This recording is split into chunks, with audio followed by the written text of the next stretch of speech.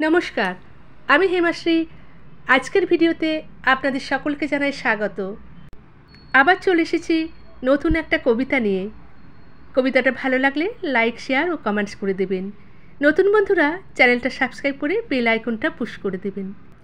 আমি অপেক্ষায় ছিলাম, জানো, একটা স্পর্শ, একটা ডাক, একটা টান, যেটা বলবে চলো তোমাকে নিয়ে যাই আমার পৃথিবীতে।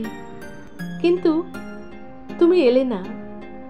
সময় গড়িয়ে গেল, দিন বদলালো, শহরের বাতাসেও অন্যরকম গন্ধ এসে ভিড় করল।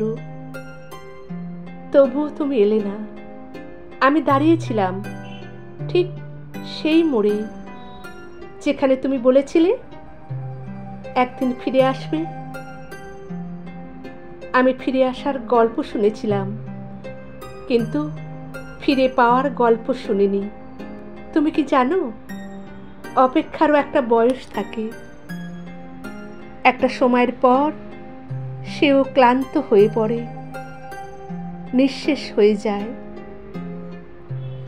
আমার অপেক্ষাও হয়তো সেইখানেই এসে দাঁড়িয়েছে, যেখানে আর কোনো প্রতীক্ষার মানে নেই। তবুও এই বুকের গভীরে এখনো চাপা কষ্ট বাজে। এই যে তুমি আমাকে নিজের করে নিলে না। ধন্যবাদ।